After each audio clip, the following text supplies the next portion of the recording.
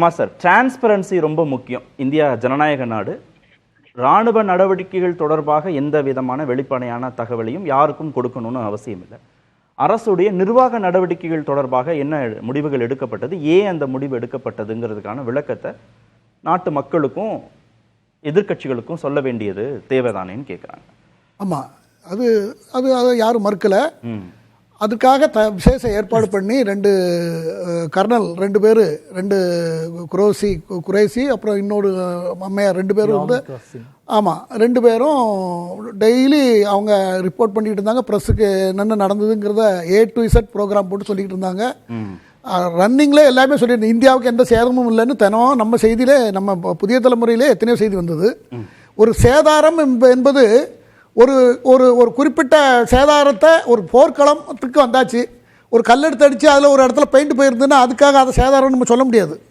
ஒரு சேதாரம்னா உலகத்துக்கு தெரிஞ்சு போயிடும். இப்போ இருக்கிற சூழ்நிலையில் சேதாரம் என்று எதுவுமே இல்லைங்கிறது இவங்க எல்லாம் என்ன சொல்லலாம்னு தெரியாது. எந்த விதமான சேதாரமும் இல்லைங்கிறத இப்போ டைம்ஸ் ஆஃப் இந்தியா எங்கிட்ட ஆதாரம் இருக்கிறது. இந்தியாவுக்கு இந்தியா போர் விமானங்களுக்கு, ஏர்ஃபோர்ஸுக்கு எதுக்குமே ரஃபேல் விளக்கம் அளிப்போம்னு சொல்லியிருக்காங்க. ஆமா, அதாவது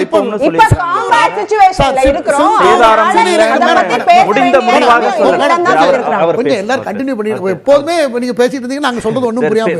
அதாவது இந்த சிந்தூர் ஆபரேஷன் வில் கண்டினியூன்னு அது இன்னும் கரண்ட்ல இருக்கு, போயிட்டு இருக்கு. அது பக்கம் வேற வேற நடவடிக்கைகள் நம்ம எடுத்துட்டு இருக்கோம். அதை டோன் டவுன் பண்றோம். உலக நாடுகளை கன்வின்ஸ் பண்றதுக்கு ஒரு குழு அமைச்சு என்னெல்லாம் நடந்தது, ஏன் இது நடந்ததுன்னு விளக்கம் சொல்ல போறோம். நாட்டு மக்களுக்கும் எதிர்கட்சிகளுக்கும் ஏன் சொல்ல முடியாது? இல்லை, எதிர்கட்சிகளுக்கு இந்த பிரச்சனையை ஆரம்பிக்கிறதுக்கு முன்னே எதிர்கட்சிகளை கூப்பிட்டு பேசியிருக்கு, எதிர்கட்சிகளுக்கு அப்பப்போ சொல்லியிருக்கு. பாராளுமன்றத்தை கூட்டலைங்கிறதுக்கு பல்வேறு வேலைகள், பல்வேறு காரணங்கள் இருக்கிறது. எல்லாரும் எல்லா விஷயத்தையும் பழைய காலம் மாதிரி இல்லை. இப்போ 71 காலம், 62, 65 காலம் மாதிரி இல்லை. இப்போ தான் எல்லாமே நடந்த 5வது நிமிஷம் உலகத்துக்கு புறம் தெரிஞ்சு போயிடுது. புதுசாக பேசணுங்கிறதுக்கும் எதுவும் பெரிய இல்லை. நாடாளுமன்றத்துடைய சிறப்பு கூட்டம் வருகிற போது பிரதமர் அங்கே பங்கேற்பார், எதிர்கட்சிகள் கேட்பதற்கு கேள்விகள் இருக்கும். இதெல்லாம் சரிதான், அது ஆவணப்படுத்தலாம், ஜனநாயக நடைமுறைகள் பின்பற்ற. இதெல்லாம் ஜனநாயக நாட்டில் ரொம்ப தேவைதான், சரிதான். எதிர்கட்சிகள் கேட்க வேண்டியதுதான், கேட்கறது தான் அவங்களுடைய கடமை. இந்த 5 ஆண்டு காலம் எதிர்கட்சியாக ஒரு கட்சி அவங்க பணியே அதுதான். அதில் நான் அதில் ஒன்றும் தப்புன்னு சொல்லலை. ஆனால் சந்தேக கோடு சந்தோஷ கேடுன்னு ஒன்று இருக்குது.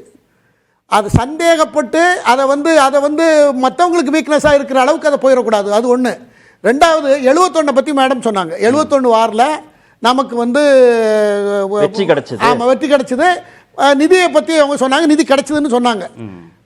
அதே காரணம், அவங்க கேள்வியும் அவங்க தான் கேட்டுருங்க, பதிலும் அவங்ககிட்ட. அன்னைக்கு நம்ம ரொம்ப சிரமத்தில் தான் இருந்தோம்னு சொன்னாங்க. நிதியை தடுக்க முடிஞ்சுன்னு சொன்னாங்க. இன்னைக்கு ஒரு நாடு 370 ரூபா 400 ரூபாய்க்கு பெட்ரோல் பாகிஸ்தானில், ஒரு பாக்கெட்டு பால் 400 ரூபா. இந்த நிலைமையிலன்னா அப்போ அந்த நாட்டுடைய பொருளாதாரம் எப்படி இருக்கும்? அந்த நாடு சாப்பிட்றதுக்கு வழி இல்லைங்கிறது செய்தியில் டெய்லி பார்த்துட்ருக்கோம், இது உலகம் பார்த்துருக்கோம். அந்த சூழலை அதன் அடிப்படையில் கொடுத்துருப்பாங்களே தவிர அதை நம்ம தடுத்தாலும் நிற்க போகிறது இல்லை. ஏன்னா வாழ்வாதாரம், உயிர் வாழ்றது, ஜனங்கள் பொதுமக்களை காப்பாற்றணும் இல்லையா? இந்த அடிப்படை அவங்க அரசாங்கம் அதை வேற வழிக்கு பயன்படுத்துவாங்க. அவங்க தீவிரவாதத்தை தான் பயன்படுத்த போகிறாங்க. தீவிரவாதத்துக்கு பயன்படுத்துறதா அவங்களே ஒப்புக்கொண்டிருக்காங்களே.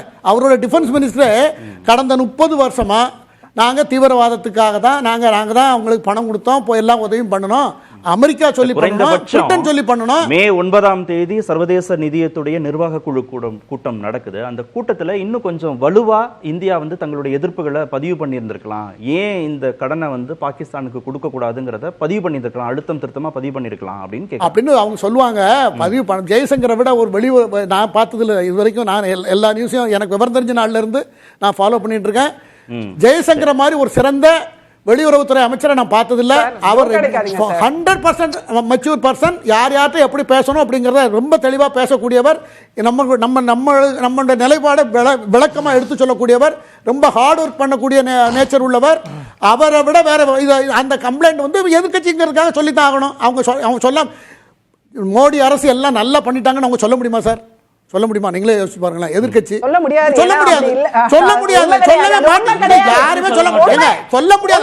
உங்களுடைய அரசியல் நிலைப்பாடு அதானே. வாஜ்பாய் இந்திரா காந்தி காலத்துல இப்ப சொன்னாங்களே சசி தரூர் அனுப்புறதுக்கு, வாஜ்பாய் அனுப்புனாங்க இந்திரா காந்தி. இதே போல ஒரு சிச்சுவேஷன்ல வெளிநாட்டுக்கு யாரும் எதிர்பார்க்கவில்லை. பாஜக சம்மதம் எல்லாமே அனுப்பிச்சிருப்பாங்க.